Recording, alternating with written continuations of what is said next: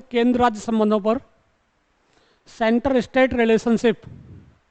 केंद्र राज्य संबंध इंडियन पॉलिटिकल सिस्टम का सबसे मुश्किल टॉपिक है और इसे सबसे आसान तरीके से हम लोग पढ़ने का प्रयास करेंगे। यानी सबसे मुश्किल को सबसे आसान बनाने की प्रक्रिया जो होती है, जिसे हम लोग सरलीकरण कह सकते हैं, सिंप्लीफिकेशन। आप लोग मैथ में पढ़ते हैं सिंप्लीफिकेशन को, तो मैं कोशिश करूंगा कि हम लोग सिंप्लीफिकेशन के दौर में आकर के यानी सबसे मुश्किल चीज़ को सबसे आसान करके देखने का प्रयास यहाँ पर करेंगे। आप सभी लोगों को मेरी ओर से भी बहुत बहुत गुड मॉर्निंग। आप सभी लोग स्वस्थ होंगे और बहुत अच्छे से क्लासेज को आनंद कर ले रहे होंगे, एंजॉय कर रहे होंगे। चलिए हम लोग बात करते हैं केंद्र राज्य संबंधों पर। इंडियन पॉलिटी का सबसे मुश्किल टॉपिक मैं आपको इसे बता रहा हूँ। क्यों बता रहा हूँ उसकी वजह देख लेते हैं। भारत में केंद्र राज्य संबंधों का जो आधार रहा है, जो आधार है, पहला तो प्रश्न यही आता है, भारत में केंद्र राज्य संबंध जो है उनकी जो नेचर है, यानी उनकी प्रकृति है। दूसरा पॉइंट हमारा ये आ जाता है, और भारत के संविधान में उनके बारे में क्या कहा गया है, तीसरा पॉइंट हमारा ये आएगा। उसके बाद हम लोग केंद्र संबंध पर जाएंगे। तो पहले आधार देख लेते हैं। देखो भाई, भारत में केंद्र राज्य संबंध ना तो 1935 के एक्ट पर आधारित हैं। आपने 1935 का भारत शासन अधिनियम अच्छे से पढ़ा हुआ है। उस भारत शासन अधिनियम में आपने देखा होगा कि भारत शासन अधिनियम है, भारत शासन अधिनियम जिसे हम लोग बोलते हैं, वो भारत शासन अधिनियम के द्वारा भारत को एक संघ घोषित किया गया और उस संघ के माध्यम 3 भागों में बांटा गया। यानी एक बांटी गई केंद्र सूची, राज्य सूची, समवर्ती सूची। लेकिन इसके अलावा एक अवशिष्ट शक्तियां भी बनाई गई, रेजिडुअल पावर। पहले मैं आपको बेसिक बता रहा हूं इसका, जस्ट बेसिक। अभी हम लोग पढ़ना शुरू नहीं किया इस टॉपिक को, अभी हम लोग इसका समझ रहे हैं कि भारत में जो सेंट्रल स्टेट रिलेशंस हैं उनका आधार कैसे निर्मित हुआ है। आप देखेंगे 1935 के एक्ट में भारत की सभी शक्तियों को केंद्र सूची के विषय यानी सेंट्रल लिस्ट, स्टेट लिस्ट और कॉन्क्रीट लिस्ट में डिवाइड किया गया और कुछ पावर्स को रेजिडुअल पावर्स के नाम से जाना गया। लेकिन आज के संविधान को देखोगे तो सेम कंडीशन है, केंद्र सूची, राज्य सूची, समवर्ती सूची और अवशिष्ट शक्तियां। लेकिन फिर भी मैं आपसे ये कह रहा हूं कि 1935 के एक्ट से इसको नहीं लिया गया है। ऐसा मैं क्यों कह रहा हूं, इसको समझ लो। केंद्र सूची केंद्र को दी गई थी, राज्य सूची राज्य को दी गई थी, समवर्ती सूची दोनों को दी गई थी। लेकिन जो अवशिष्ट शक्तियां थी वो गवर्नर जनरल को दी गई थी, गवर्नर जनरल को दी गई थी। जबकि भारत के संविधान में अवशिष्ट शक्तियों को, जो रेजिडुअल पावर हैं, अवशिष्ट शक्तियां जो दी गई हैं वो संसद को दी गई हैं। यानी हमने 1935 के एक्ट को फॉलो नहीं किया। अगर इसे हम फॉलो करते तो अवशिष्ट शक्तियां जो 1935 के एक्ट ने गवर्नर जनरल को दी थी, ऐसे ही हम इन्हें राष्ट्रपति को दे दिए होते। लेकिन हमने ऐसा नहीं किया है, ठीक है ना। अब हमको देखना है, अगर ये यहां से नहीं ली गई है तो कहां से ली गई है। देखते हैं अमेरिका से ली गई है क्या। अमेरिका के संविधान में जो अवशिष्ट शक्तियां हैं वो राज्यों को दी गई हैं। चलते हैं ऑस्ट्रेलिया जाओगे तो ऑस्ट्रेलिया के संविधान में जो अवशिष्ट शक्तियां हैं वो भी राज्य को दी गई हैं। यानी ना तो हमने अमेरिका से लिया ना हमने ऑस्ट्रेलिया से लिया, तो हमने कहां से लिया। हम लोग चलते हैं कनाडा। पहले हम लोग कनाडा की व्यवस्था को देख लेते हैं कि कनाडा की व्यवस्था में अवशिष्ट शक्तियां किसे प्रदान की गई हैं। मैं इसको एक तरफ हटा करके और पहले कनाडा को देखना चाहता हूं। हम लोग कनाडा चल रहे हैं भाई, ठीक है ना। और मुझे जल्दी से बताएं कि कनाडा का कौन सा शहर ऐसा है जो कि यूरेनियम सिटी के नाम से जाना जाता है। जल्दी से जवाब देंगे मुझे आप लोग। मैंने कहा कि कनाडा से ली गई है क्योंकि कनाडा में जिस तरह की व्यवस्था की गई है वो है सहकारी संघवाद, जिसे बोलते हैं सहयोगी संघ, यानी कोऑपरेटिव फेडरलिज्म की व्यवस्था इसमें की गई है। यानी केंद्र और राज्य को एक दूसरे का विरोधी नहीं माना गया है, एक दूसरे का यहां पर कंपटीटर नहीं माना गया है, बल्कि सहयोगी के रूप में स्वीकार किया गया है।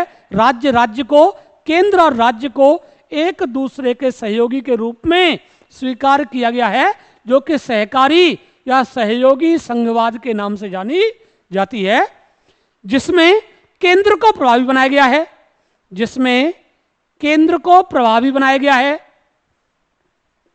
यानी केंद्र के पास शक्तियां ज्यादा दी गई हैं और सहकारी संघवाद की व्यवस्था यहां पर की गई है। इसका अर्थ यह निकलता है कि हमने अगर कनाडा से ली है तो हमारे यहां भी सहकारी संघवाद होगा, भारत में भी कोऑपरेटिव फेडरलिज्म होगा, यानी केंद्र और राज्य एक दूसरे के सहयोगी के रूप में काम करेंगे, एक दूसरे के कंपटीटर के रूप में काम नहीं करेंगे।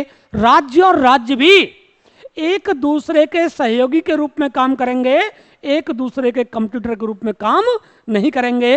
देखो बेटा, मैं बार बार कह रहा हूं कि ये सबसे मुश्किल टॉपिक है।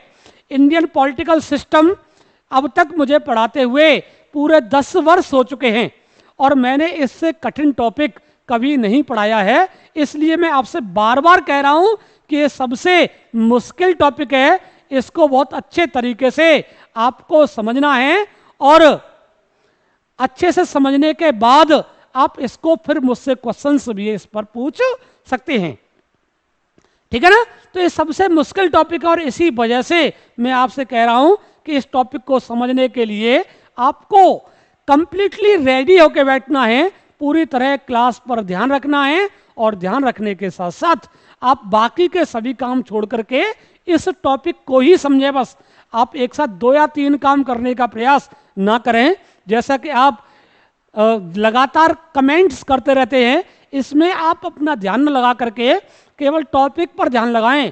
मुझे पता है कि आज क्लास चलते चलते और क्लास जब तक एंड होगी उससे पहले पहले कई सारे लोग क्लास को छोड़ करके जा चुके होंगे, मुझे ऐसा लग रहा है।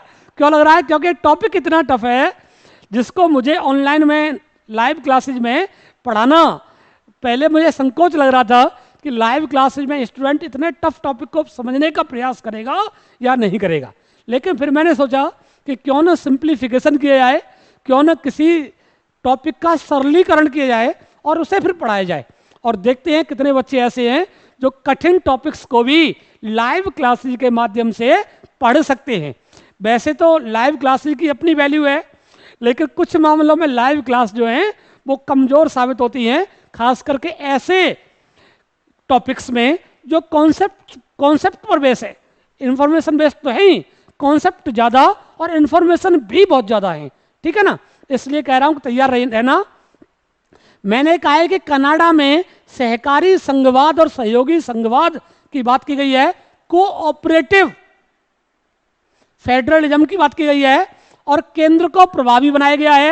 यानी केंद्र को प्रभावी बनाया गया, इसका मतलब यह हुआ कि जो अवशिष्ट शक्तियां हैं, जो अवशिष्ट शक्ति हैं, जिन्हें मैं रेजिडुअल पावर कह रहा था, जो रेजिडुअल पावर्स हैं, उन पावर्स को दिया गया है संसद को। अब आप कह रहे होंगे कि अवशिष्ट शक्तियां शब्द 3 से 4 बार आ चुका है और हमारे तो पल्ले ही नहीं पड़ रहा है। तो देखो भाई, आपको बताता हूं, पूरे भारत में, कनाडा में, अमेरिका में, हर जगह शक्तियों का विभाजन किया जाता है। यानी किस मामले पर कानून कौन बनाएगा, किस मामले पर प्रशासन कौन करेगा, किस मामले पर वित्तीय संबंधों पर अधिकार किसका होगा, न्यायिक मामलों पर किसका अधिकार होगा, ये जितने भी विषय होते हैं सबको डिवाइड किया जाता है। एक होती है केंद्र सूची, सेंट्रल लिस्ट, जिसमें जितने भी विषय दिए गए हैं, जितने सब्जेक्ट दिए गए हैं, उन पर कानून बनाने का अधिकार संसद को होता है, यानी केंद्र की विधायिका को होता है। दूसरी होती है राज्य सूची। राज्य सूची के विषय पर कानून बनाने का अधिकार राज्य के विधानमंडल यानी स्टेट लेजिस्लेटिव बॉडी को होता है। और तीसरी होती है समवर्ती सूची, कॉन्क्रीट लिस्ट, यानी संसद और राज्य का विधानमंडल दोनों इस कॉन्क्रीट लिस्ट पर कानून बना सकते हैं, यानी ये दोनों की साझा है, दोनों की साझा है, इसमें दोनों लोग कानून बना सकते हैं। और तीसरी ये होती है, तीसरी हो गई है, और जो विषय इन तीनों सूचियों में से किसी में नहीं होते उन्हें कहते हैं अवशिष्ट शक्तियां, यानी जो बची रह गई हैं, जो बची हुई शक्तियां रह गई हैं वो है रेजिडुअल पावर्स।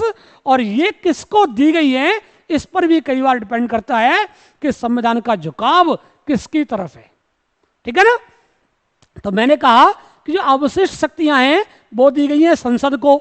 इसका मतलब यह हुआ कि भारत ने कनाडा वाली व्यवस्था को अपना लिया है, तो भारत के संविधान के शक्तियों के बंटवारे और केंद्र राज्य संबंध का जो आधार है वो कनाडा के संविधान ने निर्मित किया है, जिसमें केंद्र को शक्तिशाली बनाया गया है और राज्यों को कमजोर तो नहीं लेकिन केंद्र से कमजोर बनाने का प्रयास किया गया है।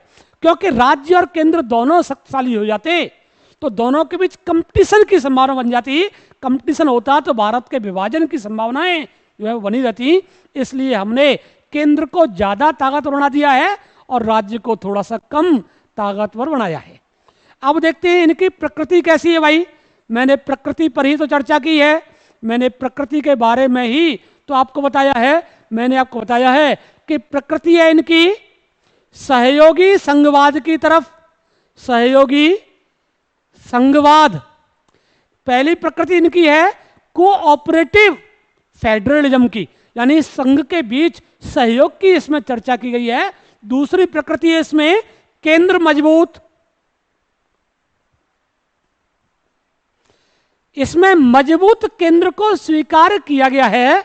और तीसरी प्रकृति है बेटा इसकी शक्तियों का स्पष्ट विभाजन,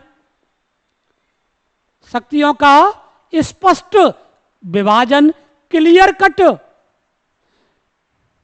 डिवीजन किया गया है पावर्स का केंद्र और राज्यों के बीच में।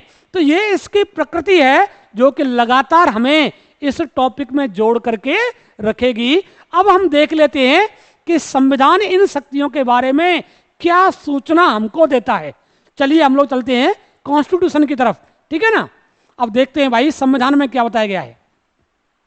अभी तक मैंने कुछ भी बहुत मुश्किल नहीं बताया है, मुश्किल चीजें आगे चल के आएंगी, तो आप लोग अभी परेशान ना हो। संविधान की 7वीं अनुसूची, बेटा देखो 7वीं अनुसूची में केंद्र राज्य संबंध दिए गए हैं। केंद्र राज्य संबंध दिए गए हैं। जो 7th शेड्यूल है उसमें सेंट्रल स्टेट रिलेशंस की बात की गई है, जो कि भाग 11 और भाग 12 में दी गई हैं। भाग 11 में दी गई है भाई, भाग 11 में क्या दी गई अच्छे समझ लेना, इसको देखते जाना। भाग 11 में दिया गया है कि विधायी संबंध कैसे होंगे, केंद्र राज्य के विधायी संबंध कैसे होंगे और केंद्र राज्य के प्रशासनिक संबंध कैसे होंगे।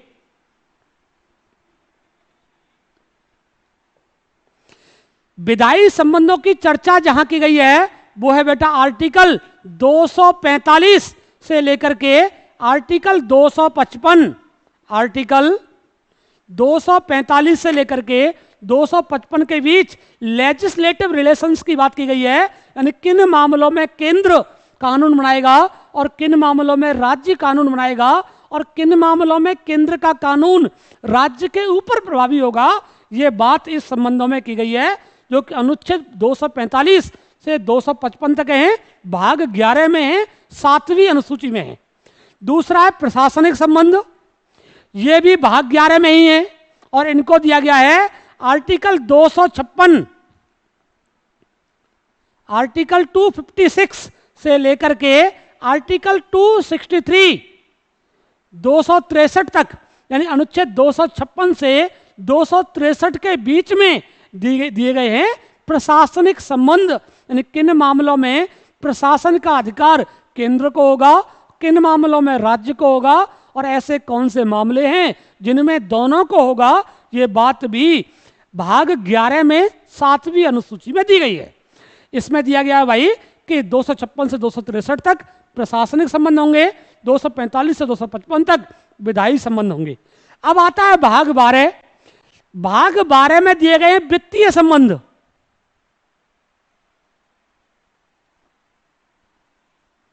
भाग 12 में दिए गए हैं वित्तीय संबंध, और वित्तीय संबंध बेटा दिए गए हैं, ध्यान रखना, आर्टिकल 268। वैसे तो शुरू होता है 264 से ही, लेकिन 264 से लेकर के 267 तक साधारण विषय दिए गए हैं, जिसमें साधारण विषयों में 266 और 267 भी दिए गए हैं, जिनमें आपको संचित निधि, लोक निधि और आकस्मिक निधि की चर्चा की गई है। यह शुरू होता है आर्टिकल 268 टू 293, यानी आर्टिकल 268 से लेकर के 293 तक संविधान के पार्ट 12 में केंद्र राज्य संबंधों की चर्चा की गई है। और यह भी किसका है भाई? ये भी 7वीं अनुसूची में शामिल है। यानी आप एक बार इसको जल्दी से स्क्रीनशॉट के माध्यम से ले लें ताकि मैं आगे आपको इसमें ले जा सकूं। जल्दी से स्क्रीनशॉट लेंगे। मैं जानता हूं कि आज की क्लास को पूरा लेना आप में से कई सारे लोगों को बहुत मजेदार नहीं लगेगा, लेकिन मैं जानता हूं कि टॉपिक बहुत इंपॉर्टेंट है और लगातार यहां से प्रश्न जो हैं वो आते रहते हैं। जल्दी से स्क्रीनशॉट लें ताकि मैं इसमें दूसरी बात कर सकूं कि संविधान में और क्या कहा गया। भाई ले लिया हो आपने स्क्रीनशॉट, मुझे ऐसा उम्मीद है। अब देखते हैं आगे की बातें।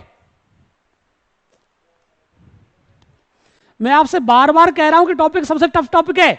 बार बार कहने की वजह यही है कि यह सच में टफ टॉपिक है।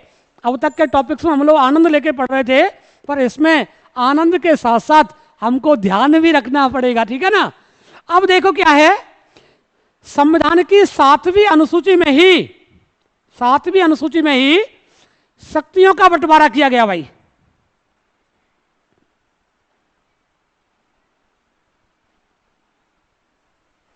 और शक्तियों का बंटवारा किया गया 3 सूचियों में। पहली है संघ सूची।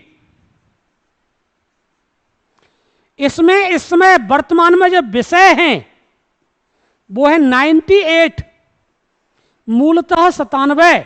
वर्तमान में 98 विषय इसमें दिए गए हैं और इन पर जो विधि बनाएगी, विधि बनाने का अधिकार संसद को दिया गया है। संघ सूची पर विधि बनाने का अधिकार संसद को है, जिसमें कुल मिलाकर के वर्तमान में 98 विषय दिए गए हैं। मूलतः संविधान में 97 विषय इसमें दिए गए थे, ठीक है ना। हाँ, क्वेश्चन पूछ लेना, आप लोग पूछ लें, मैं भी पूछ लूंगा लास्ट में आप लोगों से क्वेश्चंस की चर्चा मैं जो कर लूंगा, आप लोग निश्चिंत रहे। दूसरा है भाई, दूसरी सूची है राज्य सूची।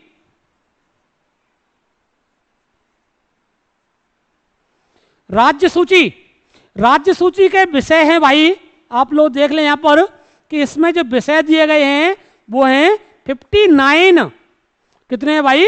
59 है। वर्तमान में मूलतः विषय थे इसमें 66। मूलतः कितने विषय थे इसमें? 66 विषय थे। अब कितने हैं भाई? 59 हैं। और इसमें जो विधि बनाएगी, विधि बनाने का जो अधिकार है वो किसको दिया गया है बेटा? विधि बनाने का अधिकार दिया गया है राज्य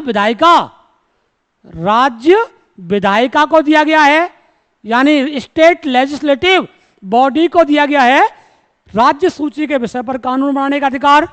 तीसरी है बेटा समवर्ती सूची, कॉन्क्रीट लिस्ट। समवर्ती सूची में जो विषय हैं वर्तमान में वो है बेटा 52। कितने विषय हैं बेटा? 52। मूलतः कितने थे? 47। मूलतः 47 थे, वर्तमान में कितने हैं? 52 हैं। 42वें संविधान संशोधन के द्वारा 1976 में इसमें 5 विषय जोड़े गए, जिनमें वन भी शामिल है, पर्यावरण का संरक्षण भी शामिल है और शिक्षा भी शामिल है। इनको जोड़ा गया था 42वें अमेंडमेंट के द्वारा। 1976 में 5 विषय जोड़ दिए गए, तो 47 से हो गए ये कितने भाई, 52। बेटा वर्तमान में 61 नहीं है आशीष, 59 है। अगला देखेंगे, चेंजेस हो रहे हैं लगातार, जीएसटी के बाद चेंज हुए हैं। अब वो समवर्ती विषय में जो कानून बनाएगा, यानी विधि बनाएगा, विधि कौन बना सकता है, आपको ध्यान रखना है, केंद्र भी बना सकता है, यानी संसद भी बना सकती है और राज्य भी बना सकता है, दोनों बना सकते हैं। लेकिन केंद्र और राज्य की विधियां अगर एक दूसरे की विरोधी हो जाएं, एक दूसरे के टकराहट की स्थिति में आएंगी, तो केंद्र का कानून ज्यादा प्रभावी माना जाएगा बजाय राज्य के कानून से। इस बात को आप ध्यान रखेंगे। जल्दी से इसका एक स्क्रीनशॉट भी ले लें, ताकि मैं आगे अब इस टॉपिक के बेसिक से आगे बढ़ के टॉपिक पर आ सकूं। जल्दी से इसका लेंगे, जल्दी से बनाएंगे इसको स्क्रीनशॉट और पूछते रहेंगे अगर कुछ समझ ना आए तो। हाँ, यूपीएससी का फेवरेट टॉपिक है यादवेंद्र, एकदम सही कह रहे हो। इसीलिए तो मैं इसको लाइव क्लासेज में प्रेफर नहीं कर रहा था। यूपीएससी का तो फेवरेट टॉपिक है ही, इसमें कोई शक नहीं है। हर साल इससे प्रश्न आता है, एवरी ईयर यहां से प्रश्न आता है, लेकिन छोटे एग्जाम्स में भी यहां से प्रश्न लगातार आते हैं, इसलिए इसे पढ़ना बहुत जरूरी था। आपने ले लिया होगा इसका स्क्रीनशॉट, मैं आगे बढ़ता हूं। मेरा भी फेवरेट टॉपिक है वैसे तो, लेकिन करूं क्या कि इसे बच्चे ना समझने में थोड़ा सा परेशानी महसूस करते हैं। अब इसमें आर्टिकल शुरू होने वाले हैं क्योंकि, और अब बहुत सारे लोग जो देख रहे हैं इनमें से भी कुछ लोग गायब होने वाले हैं ठीक है ना। चलिए बात करते हैं हम लोग केंद्र राज्य संबंधों की।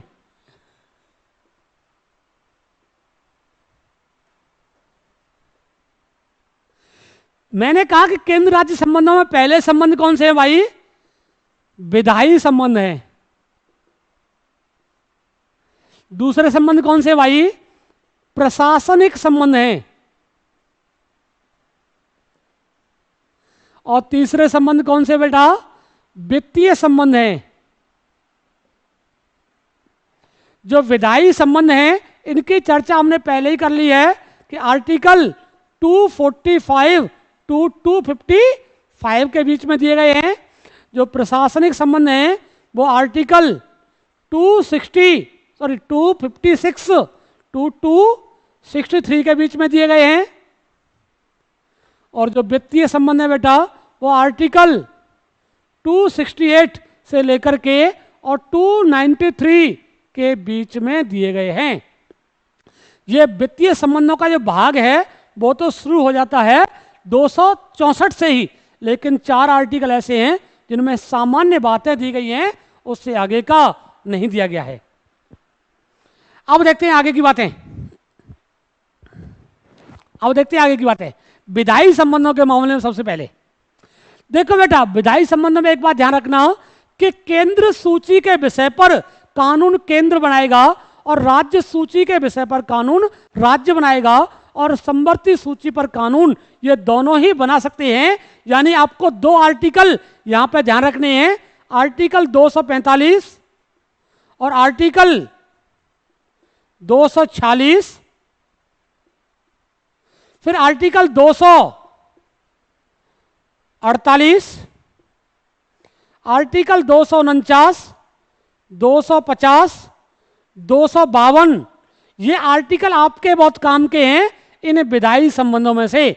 245 आपसे पूछ सकता है, 246 पूछ सकता है, 248, 249, 250 और 252 भी आपसे पूछा जा सकता है। देख लेते हैं इनमें क्या क्या दिया गया है।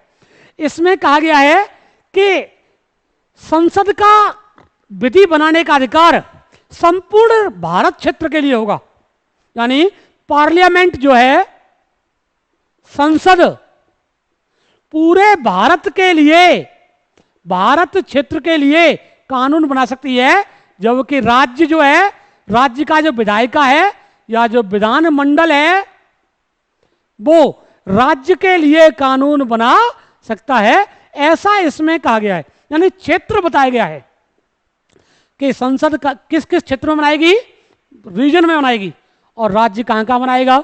246 में इसको और स्पष्ट किया गया है।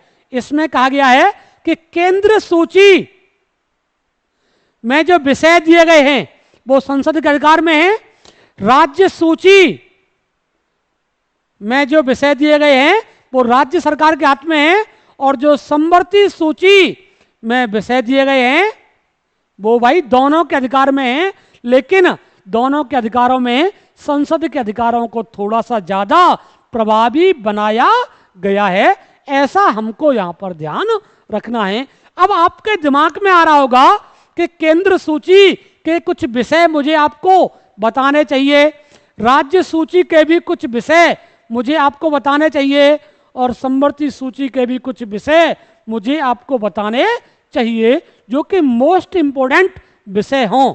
बाकी आप लोग ध्यान रखें कि इस टॉपिक का क्लास नोट्स मैं आपको प्रोवाइड करा दूंगा, मेरे पास अवेलेबल है क्लास नोट्स, और मैं आपको जस्ट दिखा भी देता हूं।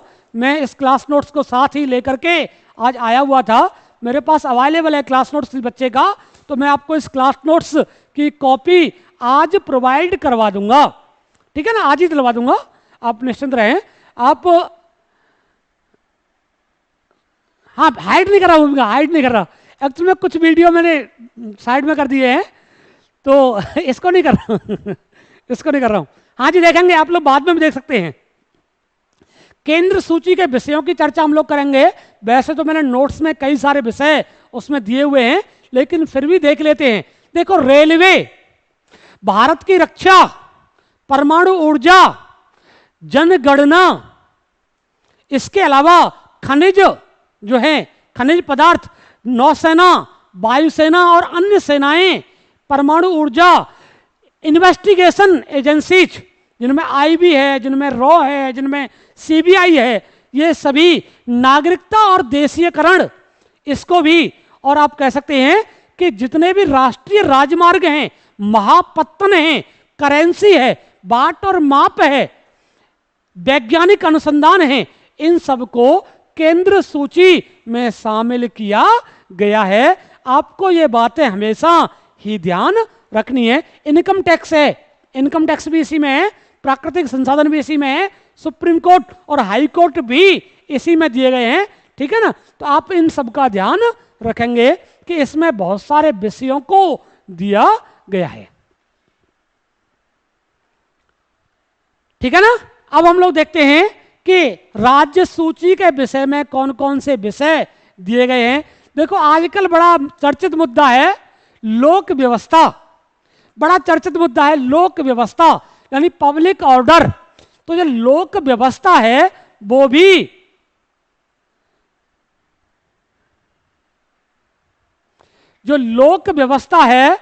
किसमें है भाई, वो भी किसमें शामिल है, वो भी राज्य सूची के विषय में ही शामिल की गई है। आपको इस बात का भी ध्यान रखना है, ठीक है ना। अगला आप देखेंगे भाई, ये महोदय कोई मुझे दिखाई दे रहे हैं कि कोई संजय है जो कह रहे हैं कि नौटंकी कर रहे हो, कि बेटा नौटंकी तो मेरा काम है, तुम्हें पता नहीं। अरे हद करते हो यार, तुम कैसे मूर्ख बच्चे हो, तुम्हें पता ही नहीं अभी तक कि मेरा काम ही यह है तुम जैसे मूर्खों को मूर्ख बनाना। जो मूर्ख है और उसे ही मूर्ख बना सकते हैं ना, तो तुम मूर्ख हो तो बना रहा हूं तुमको, इसमें बुराई की बात क्या है, मजे लो तुम मूर्ख बनने के। तुम जिसमें उपस्थित हो चैनल पर, इसका मतलब है कि तुम मूर्ख बनने के लिए खुद को रेडी किए हुए हो, इसलिए तुम इस चैनल पर उपस्थित हो, और मूर्ख हो तो मूर्ख बनने के लिए तो आओगे ही, इसमें नई बात तो कुछ है ही नहीं, ठीक है ना। कुछ मूर्ख आते हैं, मुझे पता है कि तुम लोग जो हैं, जो तुम जैसे लोग आ रहे हैं, ये कौन है मुझे पता है, ये किस लिए आते हैं मुझे ये भी पता है, और मूर्ख हैं तो आएंगे ही, इसमें नई बात क्या है, ठीक है ना। राज्य सूची के विषय में भाई एक तो लोक व्यवस्था दी गई है, कारागार दिया गया है, जेल दी गई है, ठीक है ना। देख लो बच्चे लोग अपने आप देख लें इस महोदय को, कोई मूर्ख है जो कि, ठीक है ना। स्लॉटर हाउस दिए गए हैं, कांजी हाउस जिन्हें आप बोलते हैं, कृषि दी गई है, विद्युत दी गई है, चुंगी दी गई है, इसके अलावा कब्रिस्तान दिए गए हैं, मादक लिकर्स दिए गए हैं। आजकल का सबसे ज्यादा चर्चित विषय लिकर्स यानी मादक पदार्थों का प्रयोग जो है उसको भी इसमें दिया गया है। इसके अलावा आपको ध्यान रखना है स्वच्छता और अस्पताल यानी स्वास्थ्य और स्वच्छता को भी इसमें शामिल किया गया है।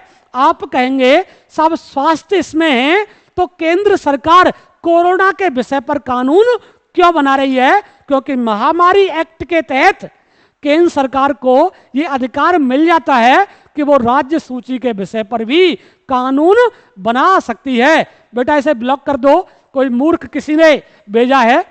ये दलाल लोग हैं, मुझे पता है दलाल लोग हैं, दलाल तरह के लोग हैं जो कि दलाली के लिए ही आते रहते हैं। हटाओ इसको, ये इस चैनल के लायक नहीं। इसे ब्लॉक मत कर, ब्लॉक कर दो, डिलीट मत मारो, ब्लॉक करो इसको, ब्लॉक करो। ये इस चैनल के लायक नहीं है, रिपोर्ट करो, हाइड और रिपोर्ट, हटाओ इसको। तुम इस चैनल के लायक नहीं हो, तुम जैसे मूर्ख और गधे इस चैनल को देखने के लायक नहीं है। ध्यान रखना, मैं तुम जैसे लोगों को पढ़ाने के लिए उपस्थित नहीं हुआ हूं। हाँ भाई देखेंगे, मैंने आपको बताया कि राज्य सूची के विषय पर अब मुझे लग गया, मैं आपको बताऊं मैं पहले रिएक्ट नहीं करता था, पर मुझे लग गया कि कुछ लोग तो बैठे इसलिए होते हैं। वीडियो आने से पहले डिसलाइक करने की परंपरा जो है वो कई दिन से लगातार चल रही है। वीडियो आता नहीं उससे पहले ही लोग क्या करते हैं, वीडियो को डिसलाइक करना शुरू कर देते हैं। इसके अलावा आते हैं और आकर के कुछ बोलना शुरू करते हैं ताकि क्लास को वो डिस्टर्ब कर सकें, क्लास को डिस्टर्ब कर सकें। लेकिन उन्हें पता नहीं है कि मुझे तो 10 साल हो गए बेटा तुम जैसे बेवकूफों और मूर्खों को ही सुधारते हुए। देखे भाई, ठीक है ना। अब देखते हैं संवर्ती सूची। जो बेटा संवर्ती सूची है उसमें भी बहुत सारे विषय दिए गए हैं, जिसमें एक विषय आपके काम का है विवाह और विवाह विच्छेद यानी मैरिज, और मैरिज के बाद जो डाइवोर्स है वो किसका है भाई? वो संवर्ती सूची का विषय है। वन और वन्य जीवों का संरक्षण, शिक्षा, जनसंख्या नियंत्रण जिसकी कि भारत में सबसे ज्यादा जरूरत है, वो जनसंख्या नियंत्रण भी संवर्ती सूची में ही शामिल किया गया है। परिवार नियोजन को भी संवर्ती सूची में ही शामिल किया गया है। आर्थिक और सामाजिक नियोजन यानी आप देखेंगे इकोनॉमिक एंड सोशल प्लानिंग जो है वो भी संवर्ती सूची में ही शामिल की गई है। और समाचार पत्र को भी संवर्ती सूची में शामिल किया गया है। इसके बहुत सारे विषय मैं आपको बाद में भी भेज दूंगा नोट्स के माध्यम से, ठीक है ना। बेटा मुझे तो पता है मैं कैसा पढ़ाता हूं मुझे देखो, मेरा समझने का प्रयास करें बेटा। आप इतने दिन से मुझसे जुड़े हुए हैं, ये अलग मुद्दा है। जो जुड़े हैं जो नहीं जुड़े हैं वो कोई मुद्दा नहीं है। और व्यूज का मुझे कोई फर्क नहीं पड़ता, कितने लोग देख रहे हैं इसका भी फर्क नहीं पड़ता, क्योंकि मुझे किसी के प्रमाण पत्र की आवश्यकता अब नहीं रह गई है। वो उन लोगों को होती है जो कि पढ़ाना नया नया शुरू करते हैं, उनको व्यूज और प्रमाण पत्र की आवश्यकता होती है। मुझे किसी के भी प्रमाण पत्र की आवश्यकता बिल्कुल भी नहीं है, क्योंकि मुझे ये पता है कि जब एग्जाम में जाओगे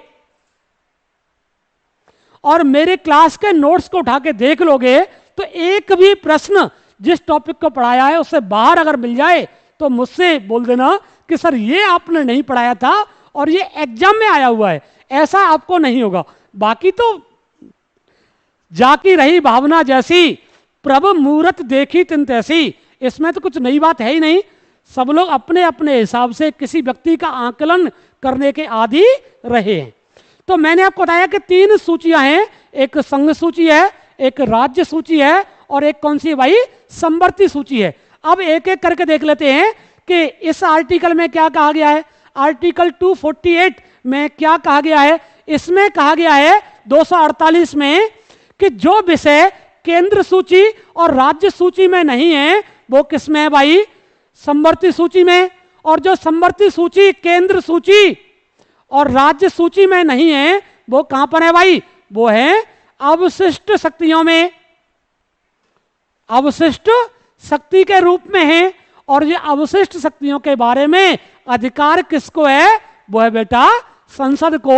यानी 245 और 246 में केंद्र सूची, राज्य सूची और संवर्ती सूची की चर्चा की गई थी, लेकिन 248 में किसकी है? अवशिष्ट शक्तियों की चर्चा की गई है। आप इस बात को बहुत अच्छे से समझ लीजिए। आगे देखते हैं।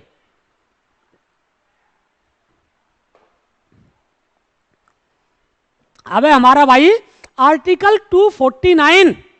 आर्टिकल 249 में कहा गया भाई 249 आर्टिकल, ये बहुत काम का आर्टिकल है। हालांकि मुझे याद आ रहा है कि मैंने इसे पहले भी आपको एक बार बताया हुआ है, जब मैंने आपको राज्यसभा के बारे में बताया था। जल्दी से बताया मुझे, जल्दी से बताया अभी मुझे कि आप लोग इंदु कह रही है कि सर जब शेर निकलता है तो कुत्ते भौंकते हैं। हाँ बेटा सही कह रही हो, बहुत बढ़िया चलता रहता है। बताया जल्दी से 249 में मैंने आपको क्या बताया हुआ है?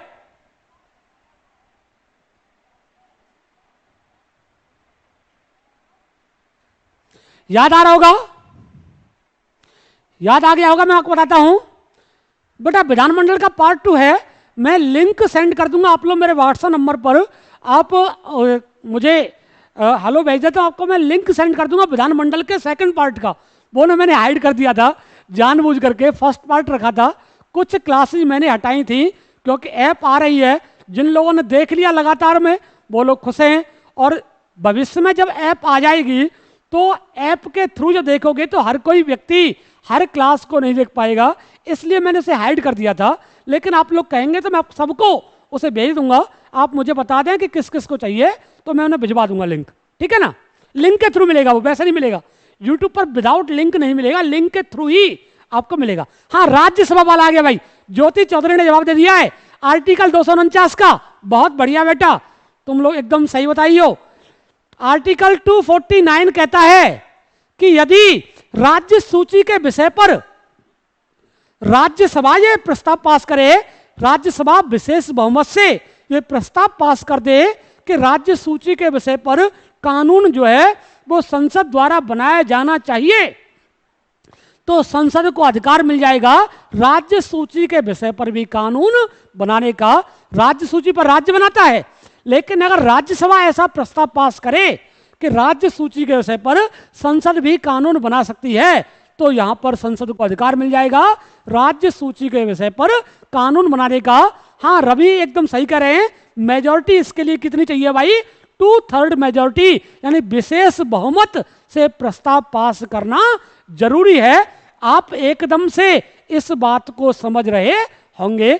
आगे की बात करते हैं, आर्टिकल 250 की बात मैं करता हूं। आपने 249 जो है वो तो अच्छे से समझ ही लिया होगा। अब आप लोग पढ़ाई पर ध्यान दें, भूल जाएं पीछे क्या हुआ, एकदम भूल जाएं।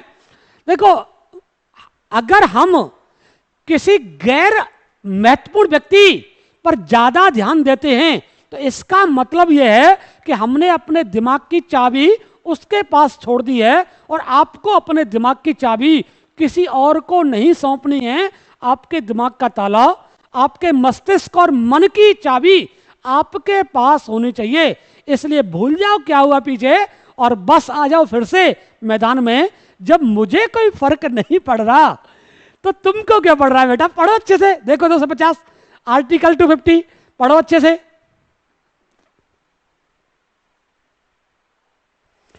बेटा आर्टिकल 250 कहता है, आप लोग देखेंगे आर्टिकल 250 कहता है कि यदि देश में नेशनल इमरजेंसी यानी राष्ट्रीय आपातकाल की उद्घोषणा हो, यदि देश में नेशनल इमरजेंसी चल रही हो तो राज्य सूची के विषय पर कानून बनाने का अधिकार किसको मिल जाएगा?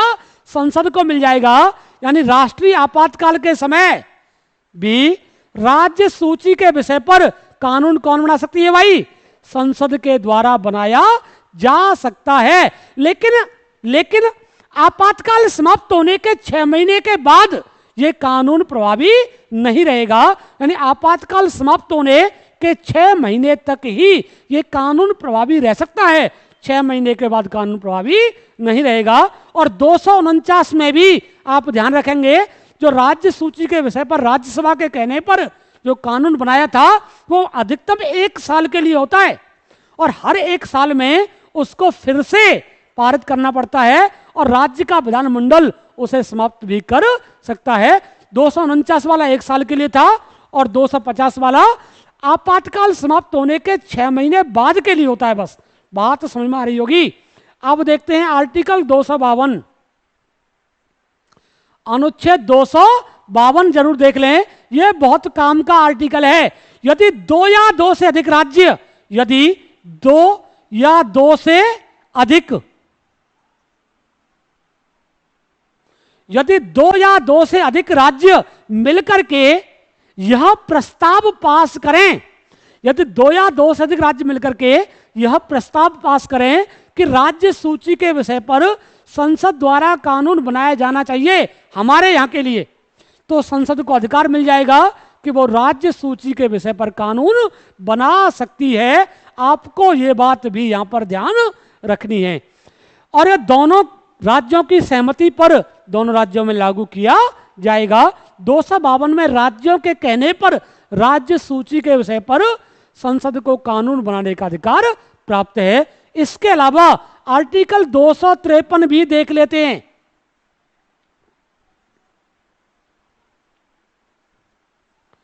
आर्टिकल 253 भी एक बार देख लेते हैं। अंतर्राष्ट्रीय संधि या करार, इंटरनेशनल कोई ट्रीटी है, किसी देश के साथ में कोई करार है, भारत ने किसी का कोई समझौता किया है, तो उस समझौता को किसी राज्य में लागू करना है तो वहां पर भी संसद को कानून बनाने का अधिकार प्राप्त है, चाहे वो विषय राज्य सूची का ही क्यों ना हो रहा हो। जैसे भूमि अधिग्रहण राज्य का विषय है, लेकिन अगर इंटरनेशनल कानूनों में भारत ने यूएनओ के लिए कोई जगह दी, तो यूएनओ के साथ भारत का समझौता है, तो उस जगह का अधिग्रहण केंद्र सरकार करेगी, ना कि राज्य सरकार।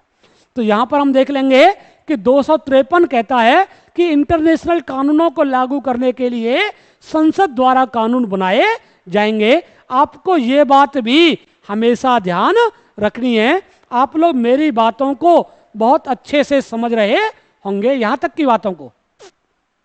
विधायी संबंध देख लिए होंगे, मैं इसको एक बार साफ किए देता हूं। विधायी संबंध हमने पढ़े हैं। अब इसमें एक दो चीजें और मुझे आपको बतानी है, एक दो चीजें और मुझे आपको बतानी है। देखो भाई, कुछ ऐसे मामले हैं जहां आधे से अधिक राज्यों की सहमति के बिना किसी किसी कानून को राज्यों में लागू नहीं किया जा सकता। राज्यों में किसी कानून को लागू करने के लिए आधे से अधिक राज्यों की सहमति को अनिवार्य बनाया जाता है। आप इस बात को हमेशा ही ध्यान में रखोगे, आप इस बात को हमेशा ही ध्यान में रखोगे। अब हम लोग आगे की बात देखते हैं। अभी तो आप में से जो लोग आए थे उनमें से कुछ लोग जाकर के, बाकी के लोग लगातार बने हुए हैं, मैं ये देख पा रहा हूं कि चलो अच्छा है। कुछ लोग, जितने लोग बने हुए हैं अभी, वो लोग पढ़ने के बहुत इच्छुक हैं, वो लोग सच में टॉपिक को अच्छे से पढ़ना चाहते हैं। ये बात इस बात को सिद्ध करती है। बहुत बढ़िया बेटा, तुम लोगों को पास होने से दुनिया की कोई ताकत रोक नहीं सकती है, मैं इसकी गारंटी दे रहा हूं। जो लोग लाइव क्लास में इस टॉपिक को भी अपने आत्मनियंत्रण के साथ लगातार पढ़ सकते हैं, वो सच में बहुत अच्छे स्टूडेंट हैं। मुझे इसका बिल्कुल भी पूरा पूरा भरोसा है। देखते हैं आर्टिकल 256 को। भाई 256 में दिए गए हैं प्रशासनिक संबंध, एग्जीक्यूटिव रिलेशंस। इसमें कहा गया है कि केंद्र के सभी काम केंद्र की कार्यपालिका करेगी, जिसमें राष्ट्रपति पीएम होंगे। राज्य के सभी काम राज्य की कार्यपालिका करेगी। लेकिन एक बात ध्यान रखो भाई, देखो, एक तो है आर्टिकल 355। आप कहेंगे सब 200 से सीधे 300 पे चले गए, जी हां। और एक है आर्टिकल 365। मैं इन दोनों आर्टिकल से चर्चा क्यों कर रहा हूं, जबकि यह संबंध तो 256 से 263 के बीच में ही है, जो कि मैं चला गया सीधे 355 और 365 पर। इनके बिना तो काम चलना था नहीं, आप ये देख ले बस अच्छे से। और 356 भी है, और 356 भी है, और 312 भी है। वैसे तो यानी आपको ध्यान रखना है कि जो प्रशासनिक संबंध हैं वो केवल और केवल यहीं पर नहीं है, कहीं और भी दिए गए हैं। आपको ये बात हमेशा ध्यान रखनी है। अब देखें यहां पे आप 355 को, आर्टिकल 355 को देख लें अच्छे से। 355 में कहा गया है कि राज्यों की सुरक्षा जो राज्य है हमारे पास, उनकी सुरक्षा और उनमें व्यवस्था बनाए रखना केंद्र सरकार का अधिकार है।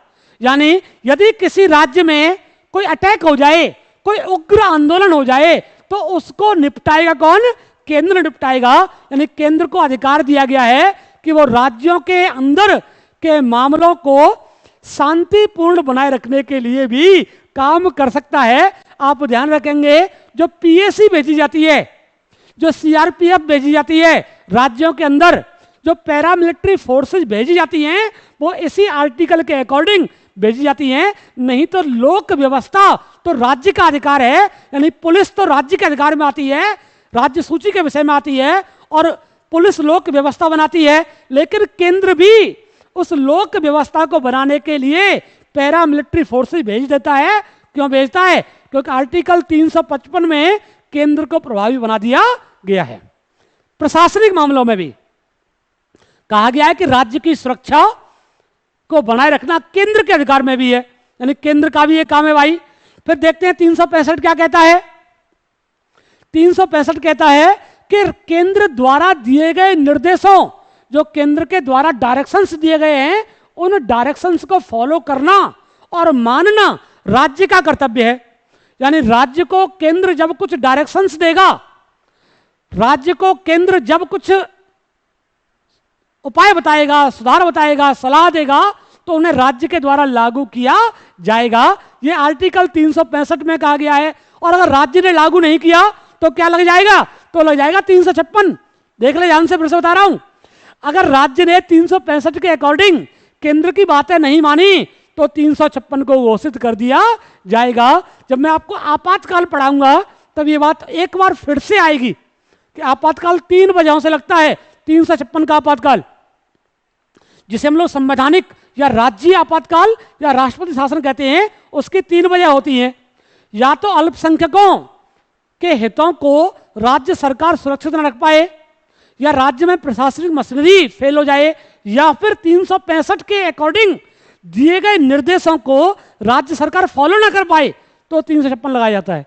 और बंगाल में 356 लग जाए तो बड़ी बात मत समझना, बड़ी बात मत समझना तुम लोग, 356 लग जाए तो।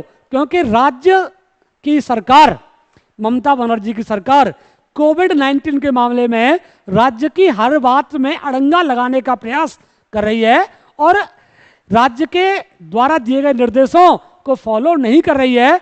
तो अमित शाह किसी भी दिन सोच सकते हैं कि ठीक है रुक जाते तो देखता हूं, और 365 के अकॉर्डिंग 356 लगा दिया, तो बहुत बड़ी बात मत समझना इसको। बात क्लियर हो रही होगी। अब देखें, अगला दिया गया आर्टिकल 356। 356 में अगर किसी राज्य में 356 का प्रयोग हो जाए तो वहां की कार्यपालिका का प्रयोग राष्ट्रपति महोदय करवाते हैं राज्यपाल के माध्यम से। यानी राज्य की कार्यपालिका भी केंद्र के हाथ में जा सकती है। कौन से आर्टिकल के अकॉर्डिंग? आर्टिकल 356 के अकॉर्डिंग ऐसा हो सकता है। बात क्लियर हो गई होगी। और आर्टिकल 312 भी समझ लें, ये तो आपको याद होगा। अखिल भारतीय सेवाओं की स्थापना राज्यसभा के कहने पर संसद करती है। और जो अखिल भारतीय सेवाएं हैं, जिनमें आईएएस है, आईपीएस है और आईएफएस है। देखो, आईएएस को पहले कहते थे आईसीएस, 1947 में इसका नाम बदल करके, 1947 में इसका नाम बदल करके आईएएस कर दिया गया। भारतीय सिविल सेवा को भारतीय प्रशासनिक सेवा बना दिया गया। आईपीएस को बोलते थे आईपी, आईपीएस को क्या बोलते थे? आईपी, इंडियन पुलिस, जिसे 1947 में ही बदल के कर दिया गया इंडियन पुलिस सर्विस। और जो आईएफएस है, ये बाद में जोड़ी गई है 1968 में। भारत में 3 ऑल इंडिया सर्विस हैं, ऑल इंडिया सर्विस। इनमें 2 पहले से थी अंग्रेजों के समय से, एक आईएएस थी जिसे आईसीएस कहा जाता था, एक आईपीएस थी जिसे आईपी कहा जाता था, और आईएफएस हमने बाद में जोड़ी है। और कब जोड़ी है? 1968 में जोड़ी है। इन अखिल भारतीय सेवाओं की जो नियुक्ति होती है, बेटा अच्छे समझ लें, जो नियुक्ति होती है उसे करता है केंद्र। नियुक्ति कौन करता है भाई? नियुक्ति करता है केंद्र। लेकिन ये जो काम करते हैं वो करते हैं राज्यों के अंदर, यानी राज्यों के अंडर काम करते हैं। केंद्र नियुक्ति करता है, केंद्र ही हटा सकता है। किसी आईएएस को राज्य सरकार उसके पद से हटा नहीं सकती, तबादला कर सकती है, बर्खास्त करवा सकती है, लेकिन उसकी नौकरी को नहीं छीन सकती, क्योंकि वो केंद्र द्वारा नियुक्त है और केंद्र द्वारा ही हटाया जा सकता है। राज्यों को अधिकार वहां पर बिल्कुल भी नहीं है। आप एकदम से इस बात को समझ पा रहे होंगे। ज्योति ने सही जवाब दिया है 312 का। ऑल इंडिया सर्विस जो है उसकी चर्चा हमने की थी कि ऑल इंडिया सर्विस केंद्र द्वारा अपॉइंट होती हैं और राज्यों में काम करती हैं। यानी प्रशासनिक संबंधों में आपको ध्यान रखना है कि केंद्र के प्रशासनिक संबंध केंद्र करता है, राज्य के राज्य करता है। लेकिन कुछ ऐसे मामले हैं जहां केंद्र द्वारा राज्य के प्रशासनिक मामलों को कंट्रोल किया जाता है, जिसके लिए 355, 365, 356, 312 जैसे आर्टिकल्स को आपको ध्यान रखना है। यहां पर मेरी बातें समझ रहे होंगे अच्छे से। एक आर्टिकल और मैं आपको बताना भूल गया हूं अभी, 2 आर्टिकल और हैं, उनको और देख लेते हैं। बहुत इंपॉर्टेंट आर्टिकल हैं। इन सभी आर्टिकल्स के अलावा वो आर्टिकल है 262 और 263, आर्टिकल 262 और आर्टिकल 263। अनुच्छेद 262 हमने पहले भी चर्चा की हुई है। इन दोनों आर्टिकल्स पर ध्यान कर लो, अच्छे से ध्यान कीजिए। मैंने पहले भी इनको बताया हुआ है।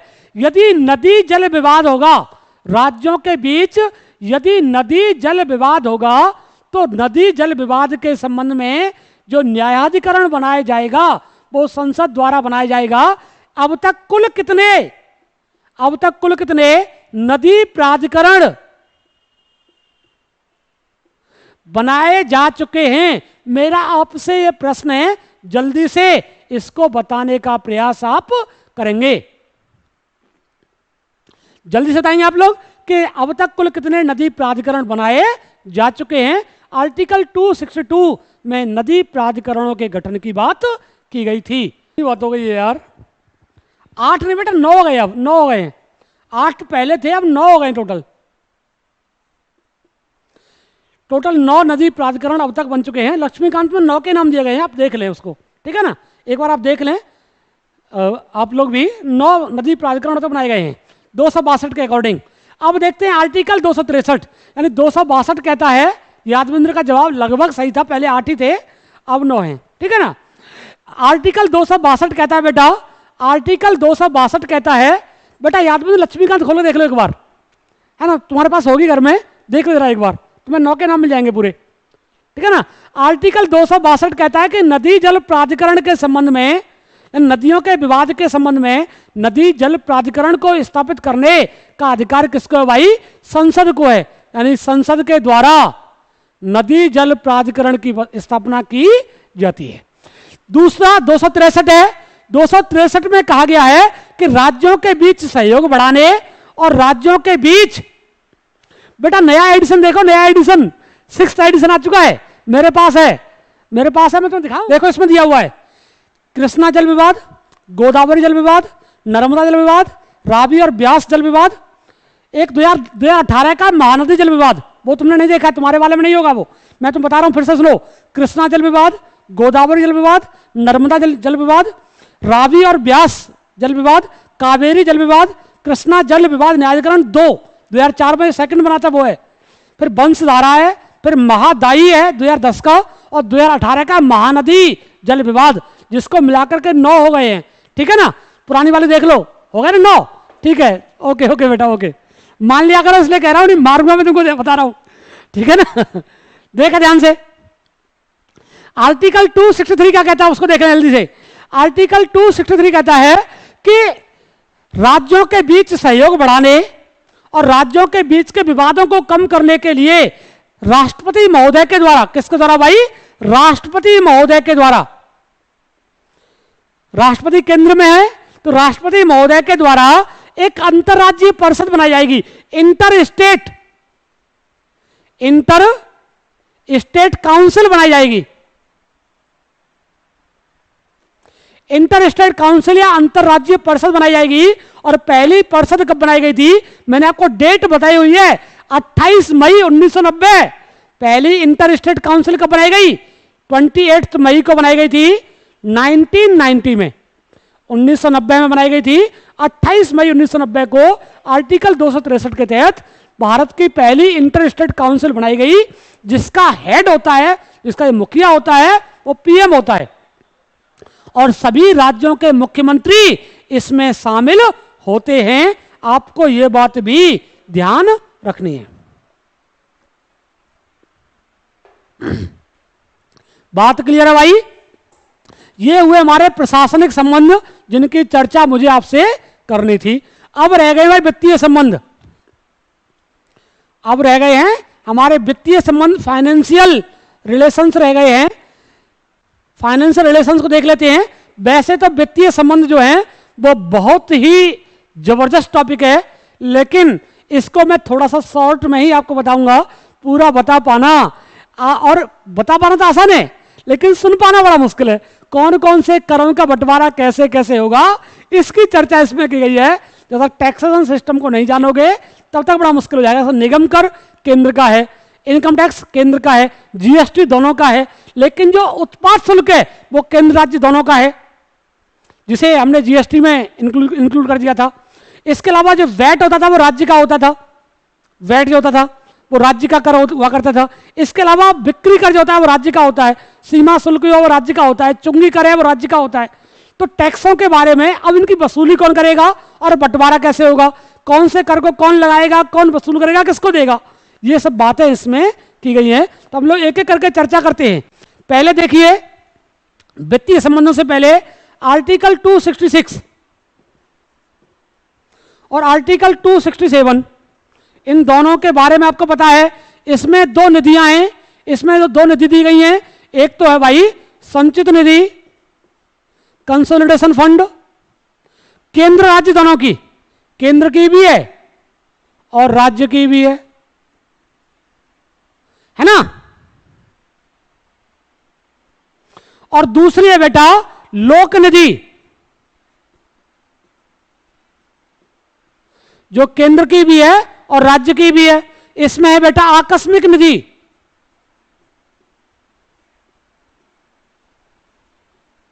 जो केंद्र की भी है और राज्य की भी है। मैंने आपको बताया हुआ था कि संचित निधि और लोक निधि से केंद्र में संसद धन निकालती है और राज्य में राज्य का विधानमंडल धन निकालता है, लेकिन आकस्मिक निधि से केंद्र में राष्ट्रपति और राज्य में राज्यपाल की अनुमति से धन निकाला जाता है। इन दोनों नदियों के बारे में आपको हमेशा ध्यान रखना है। इसके अलावा आपको ध्यान रखना है भाई, इस आर्टिकल में, इस पार्ट में आपको बताता हूं मैं, आर्टिकल 268 का जो ए दिया गया है उसका आप लोग थोड़ा सा ध्यान रखेंगे, क्योंकि वो हमने 101वें संविधान संशोधन के द्वारा जोड़ा है। आर्टिकल 268A और आर्टिकल 279A, ये दो आर्टिकल आपके बहुत काम के हैं। इसमें बाकी के आर्टिकल को बताने से पहले मैं आपको एक बार, हाँ आ रहा हूं, उस पर आ रहा हूं, मैं एक बार आपको बता देता हूं कि इसमें क्या क्या दिया गया है। आर्टिकल 268A में दी गई है जीएसटी, जीएसटी के बारे में दिया गया है 101वां संविधान संशोधन अधिनियम 2016, 101वां संविधान संशोधन अधिनियम 2016 के द्वारा आर्टिकल 268A जोड़ा गया, जिसमें जीएसटी में केंद्र राज्य के इनडायरेक्ट टैक्सेस को मिला दिया गया और मिलाकर के केंद्र राज्य के बीच बंटवारे की बात इसमें की गई कि जीएसटी काउंसिल जितना कहेगी उस हिसाब से बंटवारा किया जाएगा। तो 268A में क्या है भाई, जीएसटी की बात है, और 279A में क्या है, इसमें जीएसटी काउंसिल,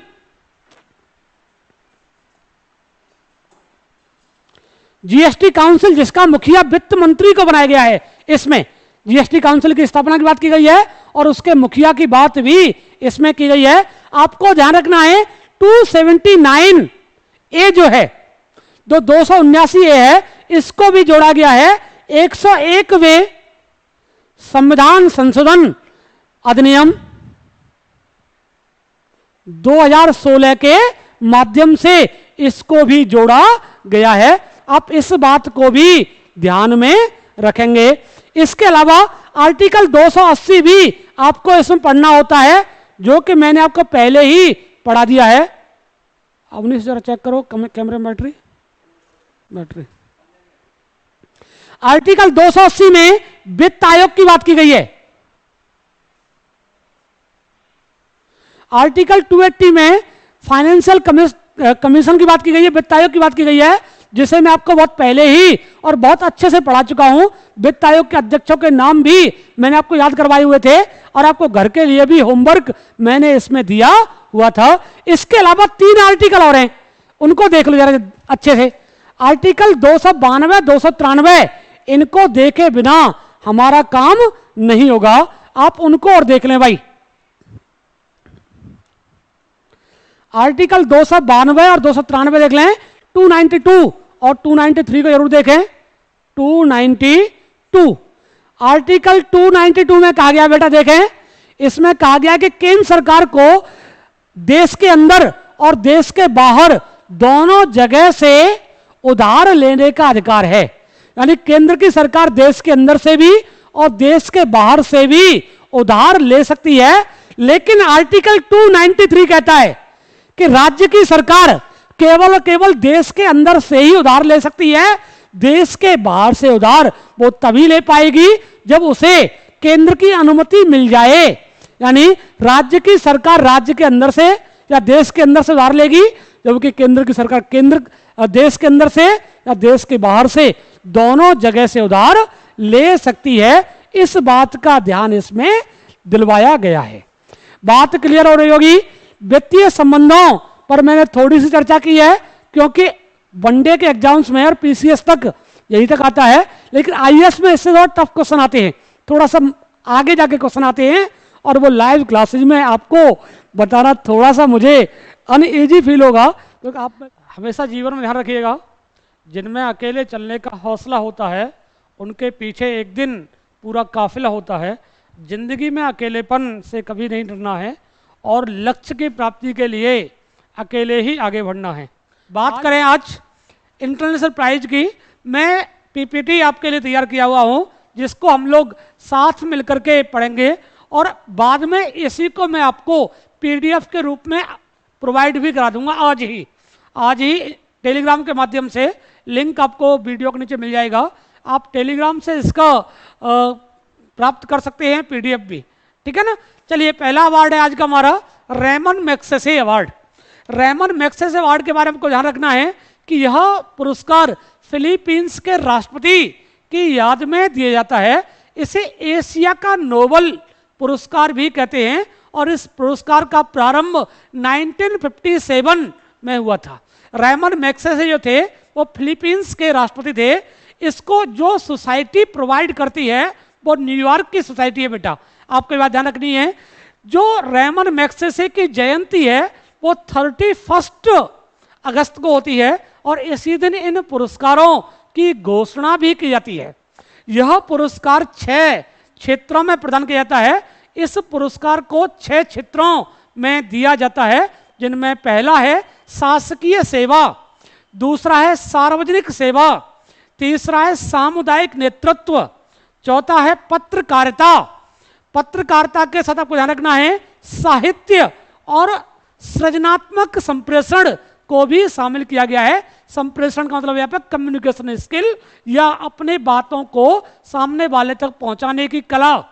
इसके अलावा शांति और अंतर्राष्ट्रीय सद्भावना और उभरता हुआ नेतृत्व, इन 6 क्षेत्रों में रेमन मैग्सेसे पुरस्कार दिया जाता है। इसे एशिया का नोबल भी कहते हैं। एशियाई देशों के लोगों को ही दिया जाता है, ये बात आपको ध्यान रखनी है। इस पुरस्कार में जो 2019 में घोषणा की गई है, इसमें जो 5 लोगों का नाम आया उनमें चर्चा का विषय रहा एनडीटीवी के जो रवीश भैया हैं, आपको जानते ही हैं रवीश भैया जी, रवीश कुमार को यह पुरस्कार प्रदान किया गया 2019 में। और उनको यह पुरस्कार जब दिया गया तो कहा गया कि वो बेजुबानों को आवाज देने का काम करते हैं। बेजुबान कौन? जो दबे कुचले लोग हैं, जो शोषित लोग हैं, जो सबसे मुख्य धारा से पीछे छूट गए जो लोग हैं, उनको आवाज बनने का काम उन्होंने अपने एक कार्यक्रम है उनका जो आप लोग देखते ही हैं, उस कार्यक्रम में उन्होंने इसको प्रारंभ किया था, प्राइम टाइम जिसे आप बोलते हैं। उसमें जो उन्होंने उन लोगों को लेकर के आना प्रारंभ किया जो मुख्य धारा से पीछे छूट गए हैं, तो अंतर्राष्ट्रीय मीडिया का ध्यान उसकी तरफ आकर्षित हुआ और उन्हें बेजुबानों को आवाज देने के लिए यह पुरस्कार दिया गया। मैं फिर से बता रहा हूं, रेमन मैग्सेसे फिलीपींस के राष्ट्रपति का नाम था, जिनकी याद में यह पुरस्कार एशिया के लोगों को 6 क्षेत्रों में दिया जाता है। आपको ध्यान रखना है कि रवीश कुमार यह पुरस्कार पाने वाले 52वें भारतीय हैं। इससे पहले 51 भारतीयों को भी यह पुरस्कार दिया जा चुका है। और आप एक बात और ध्यान रखेंगे, पत्रकारों में यानी पत्रकारिता और साहित्य में कुल मिलाकर के अब तक 6 भारतीयों को दिया गया है। आप देख लें अब तक जिन कुल लोगों को यह पुरस्कार प्राप्त हुआ उनकी लिस्ट आपके सामने है। आपको ध्यान रखना है कि सबसे पहला पुरस्कार जिन व्यक्तियों को मिला था वो थे विनोबा भावे। विनोबा भावे का नाम इतिहास में कौन भूल सकता है? ये वही व्यक्ति हैं जो अक्टूबर 1940 को चर्चा में आए। चर्चा में क्यों आए थे? क्योंकि इन्होंने व्यक्तिगत सत्याग्रह प्रारंभ किया था गांधी जी के कहने पर। अगस्त प्रस्ताव के विरोध में इन्होंने अक्टूबर 1940 में व्यक्तिगत सत्याग्रह प्रारंभ किया, इंडिविजुअल सत्याग्रह प्रारंभ किया। कहां से किया था? महाराष्ट्र के पवनार आश्रम से विनोबा भावे ने। लेकिन इनको इस वजह से पुरस्कार नहीं मिला, इनको पुरस्कार मिला, इन्होंने ये भूदान आंदोलन प्रारंभ किया।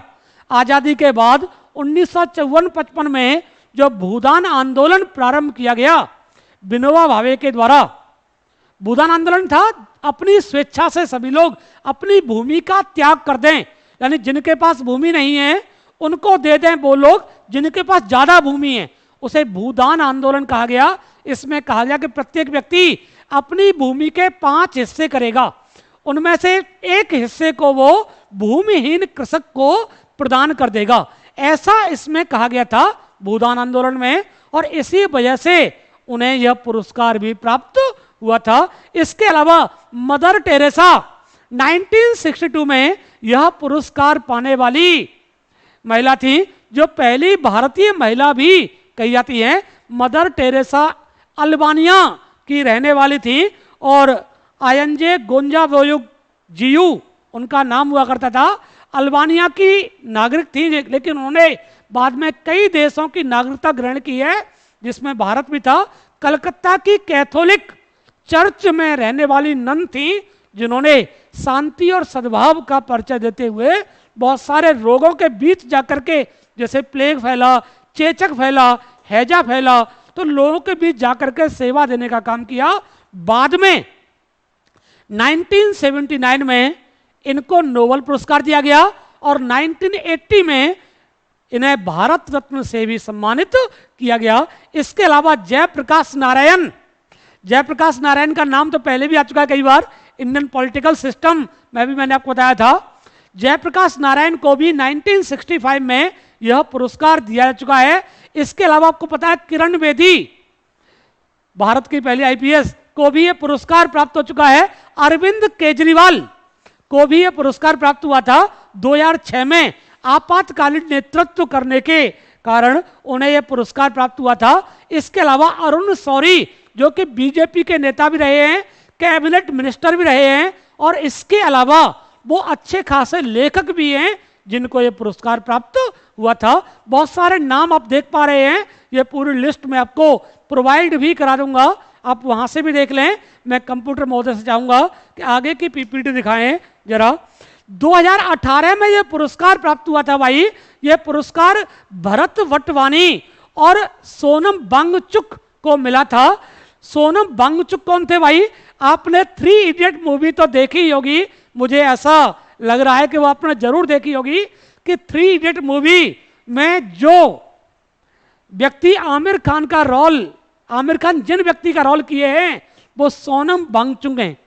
लद्दाख में जिन्होंने शिक्षा के लिए बहुत ही शानदार काम किए हैं। ये एक इंजीनियर हैं, पेशे से इंजीनियर हैं। आपने देखा होगा कि उसमें बीटेक करता है आमिर खान और उसके 2-3 दोस्त होते हैं। मूवी थी और उस मूवी में जो व्यक्ति आमिर खान के रूप में दिखाया गया है वो सोनम वांगचुक ही हैं, जिनको कि 2018 में यह पुरस्कार दिया गया था। इसके अलावा मनोवैज्ञानिक एक साइकोलॉजिस्ट हैं जिनका नाम है भरत वटवानी, जिनको यह पुरस्कार दिया गया था। ध्यान रखेंगे रेमन मैग्सेसे पुरस्कार में $30,000 US डॉलर की राशि प्रदान की जाती है। आपको ये बात भी हमेशा ध्यान रखनी है। और अब तक कुल 12 भारतीय महिलाओं को यह पुरस्कार दिया जा चुका है, जिसमें किरण बेदी का नाम, मदर टेरेसा का नाम मैं आपको पहले ही बता चुका हूं। ये आपको ध्यान रखना है रेमन मैग्सेसे पर अगर कभी प्रश्न आए तो अब आपसे बाहर वो प्रश्न नहीं जाना चाहिए। आप इस बात को ध्यान रखेंगे। अगला पुरस्कार कंप्यूटर महोदय ने जो दिखाया है, ये बहुत काम का पुरस्कार है भाई, बताता हूं मैं आपको।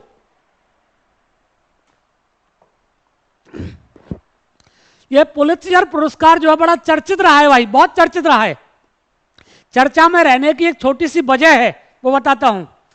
इस साल जो ये पुरस्कार दिया गया वो कश्मीर के 3 लोगों को दे दिया गया, उसकी भी हम लोग चर्चा करेंगे। मैं चाहूंगा कंप्यूटर महोदय से, इनको मत दिखाओ, इनको मत। हाँ जी, इस वर्ष जिन लोगों को दिया गया है पुरस्कार वो मैं आपसे चर्चा करना चाहूंगा। इस बार जिन 2 लोगों को दिया गया है, 3 लोगों को मिला के, उनको किस लिए दिया गया? उनको कश्मीर में 370 हटने के बाद वहां की जनता के ऊपर कितना शोषण हो रहा है उसके ऊपर दिया गया। देखते हैं, पुलित्जर पुरस्कार संयुक्त राज्य अमेरिका का एक पुरस्कार है जिसकी स्थापना 1917 में की गई थी और यह पुरस्कार पत्रकारिता, साहित्य और संगीत के कुल 22 क्षेत्रों में दिया जाता है। 22 श्रेणियां हैं अलग अलग, जिनमें पत्रकारिता, साहित्य और संगीत की श्रेणियां हैं। पत्रकारिता की कुल 15 श्रेणियां इसमें शामिल हैं। इसकी स्थापना हंगरी मूल के एक अमेरिकी प्रकाशक ने की थी, इसका नाम था जोसेफ पुलित्जर, उसके द्वारा इसकी स्थापना की गई थी। और यह पुरस्कार कोलंबिया विश्वविद्यालय के द्वारा कुछ लोगों के द्वारा एक कमेटी बनती है उसके द्वारा तय किया जाता है। 2020 में पुलित्जर पुरस्कार बहुत ज्यादा चर्चित रहा है, उसकी बात मैंने आपसे की थी। जम्मू कश्मीर में एक विदेशी प्रेस है एसोसिएट प्रेस, जो पूरे वर्ल्ड में काम करती है। जम्मू कश्मीर में इसके 3 पत्रकार, एक चन्नी आनंद, एक मुख्तार खान और डार यासीन, इन तीनों ने क्या किया भाई, इसे आप अच्छे समझ लेंगे।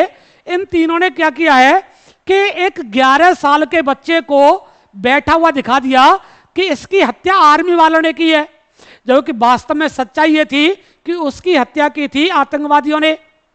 इसके अलावा इस पुरस्कार के लिए जिन लोगों का नाम चुना गया है उन्होंने अपनी रिपोर्टिंग में जम्मू और कश्मीर को भारत शासित प्रदेश के रूप में दिखाया है, भारत शासित क्षेत्र के रूप में दिखाया है। यानी इन्होंने इनडायरेक्टली ये मान लिया है कि जम्मू कश्मीर भारत का हिस्सा नहीं है, यहां भारतीय सेना ने जबरदस्ती इस क्षेत्र को अपना बनाया हुआ है। इसके अलावा इस पुरस्कार को जिन लोगों को दिया गया है उससे एक बात समझ में आ रही है कि जो विदेशी मीडिया है, जो विदेशी प्रेस है, उसका एजेंडा क्या है?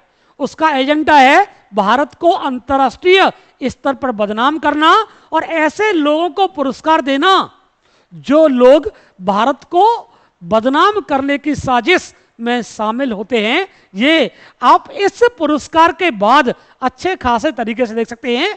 अगर आपको और देखना हो तो डीएनए में पूरी एक शो बनाया था, आपके बहुत पसंदीदा पत्रकार हैं सुधीर चौधरी, जिन्होंने इसके ऊपर एक बहुत अच्छा शो भी चलाया हुआ था।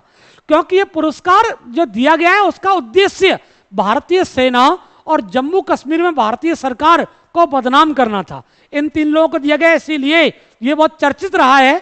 इससे पहले आपको ध्यान रखना है कि इससे पहले 5 लोगों को और यह पुरस्कार दिया जा चुका था। मैं कंप्यूटर महोदय से चाहूंगा कि अगला आपको दिखा दें। अच्छा, इस पुरस्कार में मिलता क्या है भाई? इस पुरस्कार में $15,000 मिलते हैं एक प्रमाण पत्र के साथ। 22 श्रेणियों में मिलता है, ये मैंने आपको बता दिया है। 1937 में पहली बार किसी भारतीय को दिया गया जिसका नाम था भाई गोविंद बिहारी लाल। ये भारतीय मूल के व्यक्ति थे। इसके अलावा 4 लोगों को और दिया गया है। एक तो है झुंपा लाहिड़ी। झुंपा लाहिड़ी का नाम मुझे पता है कि आप सभी लोगों ने जरूर सुना होगा। ये एक इंडो अमेरिकी लेखक हैं झुंपा लाहिड़ी। गीता आनंद, सिद्धार्थ मुखर्जी और विजय शेषाद्री, इन लोगों को यह पुरस्कार प्राप्त हो चुका है। इन 3 लोगों से पहले, जिन 3 लोगों को 2020 में दिया गया है, उन 3 लोगों से पहले इन 5 लोगों को और यह पुरस्कार प्राप्त हो चुका है। आपको पुलित्जर पुरस्कार के बारे में 2020 के बारे में तो जरूर ही ध्यान रखना है। फिर से बताया जा रहा हूं उनके नाम फिर से आपको मैं चर्चा किए देता हूं। डार यासीन, चन्नी आनंद और मुख्तार खान उनके नाम थे जिन्हें 2020 में दिया गया। एसोसिएट प्रेस से जुड़े हुए ये लोग हैं। बहुत अच्छा। अब आप अगला पुरस्कार देखेंगे। अगला पुरस्कार है मैन बुकर पुरस्कार। बड़ा फेमस पुरस्कार है। इसे हम लोग साहित्य का ऑस्कर पुरस्कार भी कहते हैं। इसे साहित्य का ऑस्कर पुरस्कार भी कहा जाता है। आपको एक बात ध्यान रखनी है, यह साहित्य के क्षेत्र में बहुत ही प्रतिष्ठित पुरस्कार है। अच्छा, इंटरनेशनल बुकर प्राइज से इसको सेपरेट करना। इंटरनेशनल बुकर प्राइज जो दिया जाता है, अंतरराष्ट्रीय बुकर पुरस्कार जो दिया जाता है, वो किसी ट्रांसलेटेड बुक को दिया जाता है। लेकिन जो मैन बुकर प्राइज है वो साहित्य के क्षेत्र में दिया जाता है। इसकी शुरुआत इंग्लैंड के बुकर मैकोनल कंपनी के द्वारा 1969 में की गई थी। बात ये आपके समझ में आ रही होगी। और यह पुरस्कार गिल्ड हॉल, लंदन में एक जगह है गिल्ड हॉल, वहां पर यह पुरस्कार दिया जाता है। इस पुरस्कार के 3 टाइप हैं, Man Booker Prize, the Man Booker International Prize और the Golden Man Booker Prize. इनमें ज्यादा महत्वपूर्ण कौन सा है? द मैन बुकर पुरस्कार। पहला पुरस्कार किसको दिया गया था, यानी ये पुरस्कार कब प्रारंभ हुआ? पहला तो हमने इसकी चर्चा की है कि ये पुरस्कार कब प्रारंभ हुआ भाई? 1969 में प्रारंभ हुआ। और ये पुरस्कार पहली बार किस व्यक्ति को दिया गया? P.H. नेबई, इंग्लैंड के एक साहित्यकार थे P.H. नेबई, जिन्होंने किताब लिखी थी समथिंग टू आंसर फॉर। अच्छा, आपको ध्यान रखना है अंग्रेजी में लिखी गई किसी पुस्तक को मिलता है पुरस्कार, यह भी आपको ध्यान रखना है। किसी अन्य भाषा को नहीं मिलेगा, इंग्लिश में लिखे गए किसी साहित्य को दिया जाता है। पहला पुरस्कार दिया गया था P.H. नेबई को समथिंग टू आंसर फॉर नामक उनके प्रसिद्ध रचना के लिए। भारतीय मूल के जो पुरस्कार विजेता हैं, भारतीय मूल या भारतीय पुरस्कार विजेता जो हैं, उनमें पहला नाम है V.S. नायपॉल। V.S. नायपॉल कहां के थे भाई? V.S. नायपॉल एक्चुअल में जो त्रिनिदाद है वहां के जन्म लेने वाले व्यक्ति थे। बाद में बाद में ब्रिटिश नागरिक बन गए थे। आप इनके बारे में एक बात ध्यान रखेंगे, इनके जो दादा परदादा थे, दादाजी, वो भारत से चले गए अफ्रीका। क्यों गए? प्लांटेशन की खेती हुआ करती थी अफ्रीका में, तो एक बागान मजदूर की तरह उन्हें यहां से अंग्रेज ले गए। वहां से त्रिनिदाद टोबैगो जो देश है, वहां पर V.S. नायपॉल का जन्म हुआ और बाद में ये ब्रिटिश नागरिक के रूप में जाने गए हैं। तो भारतीय मूल के ब्रिटिश नागरिक हैं जिन्हें 2001 में नोबेल पुरस्कार भी दिया गया था। और इन्हें 1971 में इन अ फ्री स्टेट नामक पुस्तक के लिए बुकर प्राइज दिया गया। मैन बुकर प्राइज, जो मैन बुकर प्राइज है वो दिया गया 1971 में। किस किताब के लिए भाई? इन्हें ये मिला था इन अ फ्री स्टेट नामक पुस्तक के लिए।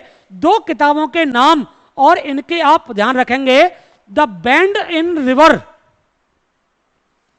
The band in the river, एक पुस्तक इनकी यह है जो बहुत ही फेमस पुस्तक है। इसके अलावा आपको एक और ध्यान रखनी है, हाउस ऑफ मिस्टर विश्वास, हाउस ऑफ मिस्टर विश्वास।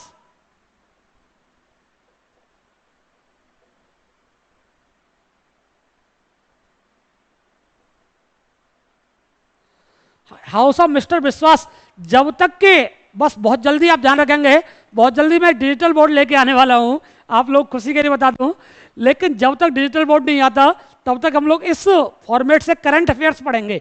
बाकी क्लासेज में फॉर्मेट नहीं रहता, करंट अफेयर्स में फॉर्मेट रहेगा, क्योंकि पीपीटी के माध्यम से करंट अफेयर्स पढ़ाने के लिए कई सारे बच्चे बार बार मुझसे कहते रहे थे।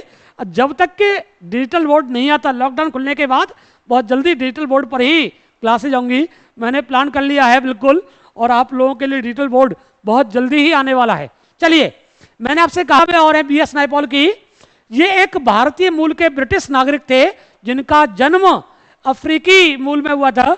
The band in a river और हाउस ऑफ मिस्टर विश्वास, इनकी दो अन्य पुस्तकें हैं। इसके अलावा आपको नाम ध्यान दिख रहा होगा किरण देसाई का, ये अनीता देसाई की बेटी हैं। अनीता देसाई वही जिन्होंने एक फेमस उपन्यास लिखा था क्राई द पीकॉक, अच्छे से आपको याद आ रहा होगा। किरण देसाई ने भी एक बहुत ही शानदार उपन्यास लिखा है अंग्रेजी भाषा में, नाम था the inheritance of loss, the inheritance of loss, जिसके लिए 2006 में उन्हें मैन बुकर पुरस्कार से सम्मानित किया गया। ये भारतीय लेखिका हैं सलमान रश्दी, जो कि भारतीय मूल के ब्रिटिश नागरिक हैं। उनको 4 बार मैन बुकर पुरस्कार के लिए नामित किया गया, हालांकि एक बार दिया गया और एक बार उन्हें फिर बुकर ऑफ द बुकर या द बेस्ट बुकर पुरस्कार से सम्मानित किया गया, यानी the best of the Booker. 4 बार लगातार नामित हुए, एक बार बुकर पुरस्कार जीता भी उन्होंने 1981 में मिडनाइट चिल्ड्रन के लिए। ये मिडनाइट चिल्ड्रन क्या है भाई, इसके बारे में एक बार मैं चर्चा करना चाहूंगा। ये इनका दूसरा उपन्यास है। पहला उपन्यास था इनका ग्राइमस। पहला उपन्यास कौन था? ग्राइमस। सलमान रश्दी का जो पहला उपन्यास था वो था ग्राइमस। इसके अलावा इनके कुछ अन्य उपन्यासों के नाम भी हम लोग चर्चा में लेंगे। आपको ध्यान रखना है कि सलमान रश्दी का एक उपन्यास है जिसका नाम क्या है भाई? जिसका नाम है मिडनाइट चिल्ड्रन। कहा जाता है कि मिडनाइट चिल्ड्रन सलमान रश्दी ने अपने जीवन के ऊपर लिखा है। एक्चुअल में सलमान रश्दी जब किताब लिखते हैं उसमें थोड़ा सा यथार्थ होता है और थोड़ा सा जादुई किस्म की बातें होती हैं, तिलिस्मी किस्म की बातें होती हैं। मिडनाइट चिल्ड्रन में उन्होंने दिखाया है कि एक बच्चा जब भारत को आजादी मिल रही थी उस रात में जन्म लेता है, और उस रात में जन्म लेने के बाद उसके अंदर कुछ जादुई शक्तियां भी होती हैं, कुछ एक्स्ट्रा पावर होती हैं, और वो फिर पूरी एशिया को प्रभावित करता है। ऐसा इन्होंने इसमें दिखाने का प्रयास किया है।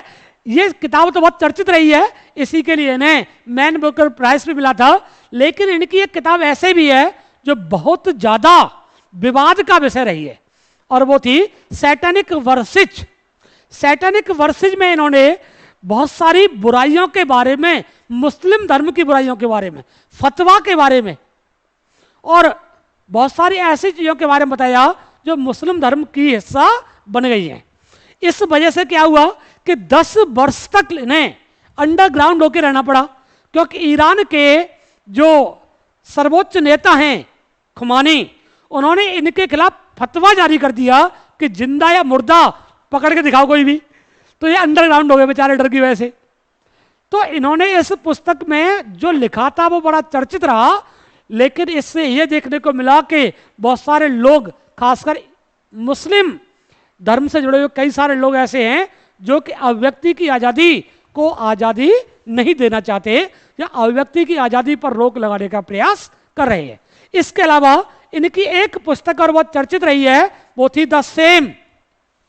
द सेम जो थी वो जुल्फिकार अली भुट्टो, और जो पाकिस्तान में सैन्य शासन हुआ है, जो पाकिस्तान में सेना के सर्वोच्च कमांडर ने राष्ट्रपति को हटा करके खुद राष्ट्रपति बनने की जो परंपरा रही है उसमें इन्होंने उसमें दिखाने का प्रयास किया है द सेम नामक पुस्तक में। इसके अलावा सालीमार द क्लाउन इनकी एक अन्य पुस्तक है, और गोल्डन हाउस भी इनकी एक अन्य चर्चित पुस्तक है जो कि काफी ज्यादा चर्चित रही है। इसके अलावा आपको ध्यान रखना है अरुंधति राय, इनका नाम कौन भूल सकता है, भारत में कई सारे आंदोलन से जुड़ी रही है, जिनमें नर्मदा बचाओ आंदोलन भी फेमस है, और सरकार की बुराइयां करने को लेकर के काफी चर्चित है। खास करके बीजेपी सरकार की बुराइयों को लेकर के काफी चर्चित रही है, जिन्हें the God of small things, the God of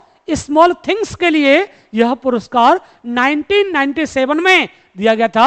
यह इनका पहला पुरस्कार था।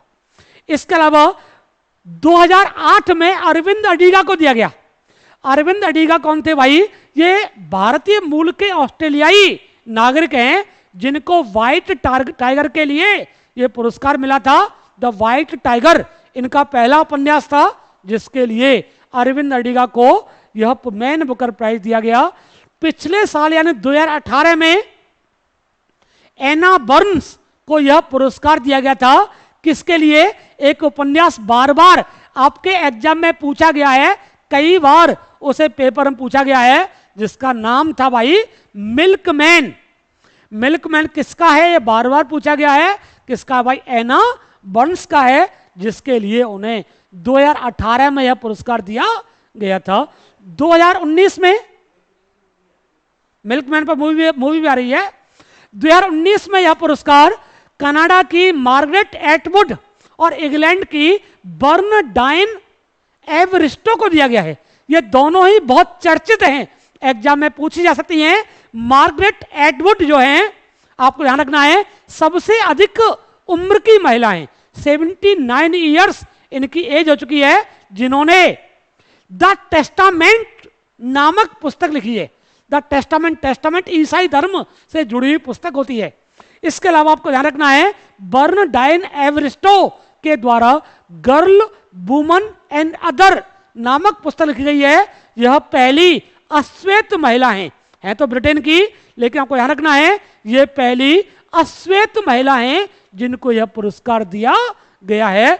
इसलिए यह पुरस्कार इन दोनों की वजह से, यानी मार्गरेट एटवुड के द्वारा लिखी पुस्तक द टेस्टामेंट और बर्नडाइन एवरिस्टो की पुस्तक गर्ल वुमन एंड अदर, दोनों इंपॉर्टेंट हैं, क्योंकि इन दोनों को क्या मिला है भाई?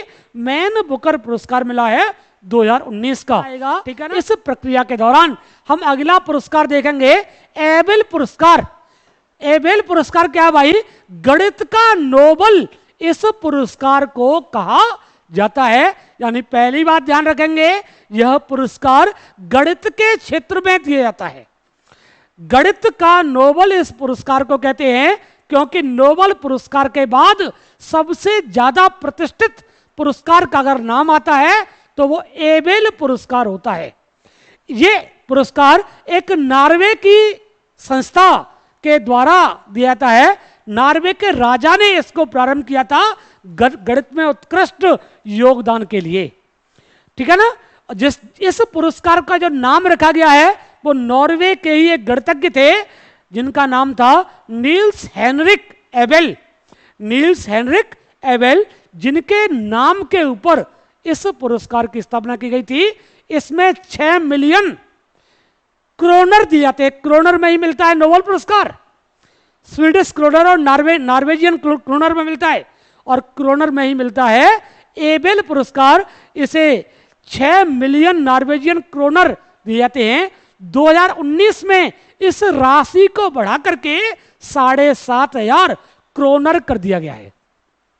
7.5 मिलियन क्रोनर कर दिया गया है। आपको यह बात ध्यान रखनी है, मैंने अभी बता दिया है कि नोबेल पुरस्कारों के बाद सबसे बड़ा पुरस्कार इसी को माना जाता है। इसमें 5 गणितज्ञ होते हैं नॉर्वे के, जो मिलकर के नॉर्वे की एकेडमी है, एक एकेडमी है Norwegian academy of science and letters, जिसमें 5 गणितज्ञ मिलकर के इस पुरस्कार विजेता को चुनते हैं। इस पुरस्कार को पाने वाले एकमात्र भारतीय मूल के व्यक्ति हैं एस.आर. श्रीनिवास वर्धन। एस.आर. श्रीनिवास वर्धन एकमात्र ऐसे व्यक्ति हैं जो कि भारतीय मूल के हैं, इंडो अमेरिकी नागरिक है। एक्चुअल में ये नागरिक है अमेरिका के, पर इनका मूल क्या है भाई? भारत इनका मूल है, जिनको 2007 में यह पुरस्कार दिया गया था। 2019 में किसको मिला है भाई? 2019 में यह पुरस्कार दिया गया था केरन ओहलन बेक। केरन ओहलन बेक जो कि एक अमेरिकी महिला थी, जो कि एक अमेरिकी महिला थी, और इस पुरस्कार को पाने वाली एकमात्र महिला भी थी। मैं ऐसा क्यों कह रहा हूं, महिला के नाम पर मुस्कुरा क्यों रहा हूं? आप ध्यान रखें, कुछ लोगों की ऐसा भ्रम है, साइकोलॉजी वाले सर पढ़ाते रहते हैं कि पूर्व धारणा है कि महिलाओं को गणित नहीं आता, महिलाओं को गणित बड़ा कमजोर आता है। उनको केरन ओहलन बेक का नाम बोल के बता दीजिएगा कि गणित का एबल पुरस्कार पाने वाली एकमात्र महिला जो है वो केरन ओहलन बेक है। भारत में एक ही व्यक्ति को मिला अब तक, आप ध्यान रखेंगे, और एक महिला भी विश्व में पा चुकी है। इसका मतलब महिलाओं का गणित तो कमजोर नहीं होता, ये पूर्व धारणा मात्र है, सच्चाई इसमें भी लेस मात्र की नहीं है। ठीक है ना? 2020 में ये पुरस्कार एक इजराइल और एक रूस के गणितज्ञ को दिया गया है। इजराइल के गणितज्ञ का नाम है हेलेल फुरस्टेनबर्ग, हेलेल फुरस्टेनबर्ग, और रूस के गणितज्ञ का नाम है ग्रेगरी मार्गुलिस। ग्रेगरी मार्गुलिस जो है वो कहां के हैं भाई? वो रूस के गणितज्ञ जिनको ये पुरस्कार दिया गया है। गणित के क्षेत्र का ही एक अवार्ड और आ गया है भाई, गणित के क्षेत्र का एक अवार्ड और हम लोगों के सामने है, जिसका नाम है फील्ड्स मेडल अवार्ड। क्या नाम है भाई? Field medal award. यह भी गणित के क्षेत्र में दिया जाने वाला एक प्रसिद्ध पुरस्कार है। यह पुरस्कार 1936 में प्रारंभ हुआ था। 40 वर्ष से कम उम्र के गणितज्ञों को ही दिया जाता है। आपको ये बात ध्यान रखनी है। इस पुरस्कार का नाम कनाडा के गणितज्ञ चार्ल्स फील्ड के नाम पर रखा गया था। जॉन चार्ल्स फील्ड उनका नाम था, जिनके नाम पर इस पुरस्कार का नाम रखा गया है। कनाडा का दिया जाने वाला यह एक पुरस्कार है। आपको ध्यान रखना है, यह पुरस्कार 4 वर्ष में एक बार दिया जाता है। पहली बार किसको दिया गया था भाई? एक फिनिश गणितज्ञ थे लार्स अहलफोर्स, और अमेरिकी गणितज्ञ थे जेसी डगलस, जिनको यह पुरस्कार दिया गया था। $15,000 इसमें दी जाने वाली राशि है। कनाडाई डॉलर यानी कनाडियन डॉलर का मतलब है कनाडा में डॉलर चलता है, वो इसमें दिया जाता है। 2014 में यह पुरस्कार बड़ा चर्चित रहा, क्योंकि इसे एक महिला ने जीता, और वो भी ऐसे देश से जहां महिलाओं की शिक्षा पर बहुत जोर नहीं दिया जाता। वो महिला कौन थी? मरियम मिर्जा खानी। मरियम मिर्जा खानी वो महिला थी जिन्होंने इस पुरस्कार को जीता। और वो महिला कहां की थी भाई? इजराइल की महिला थी, सॉरी ईरान की महिला थी, माफी चाहता हूं, ईरान की महिला थी, जिन्हें 2014 में फील्ड्स मेडल अवार्ड से सम्मानित किया गया। अब तक कुल 60 लोग इस पुरस्कार को जीत चुके हैं। 2018 में इसमें भारतीय मूल के ऑस्ट्रेलियाई गणितज्ञ का नाम भी शामिल था, जिसका नाम था भाई अक्षय वेंकटेश। अक्षय वेंकटेश 2018 में भारतीय मूल के ऑस्ट्रेलियाई थे। उनके साथ कोचर बिरकर और पीटर स्कालेज जो जर्मनी के थे, इनको भी पुरस्कार दिया गया था। 3 लोगों को यह पुरस्कार मिला था 2018 में। 2014 में भी भारतीय मूल के एक गणितज्ञ चर्चित रहे थे, जिनका नाम है मंजुल भार्गव।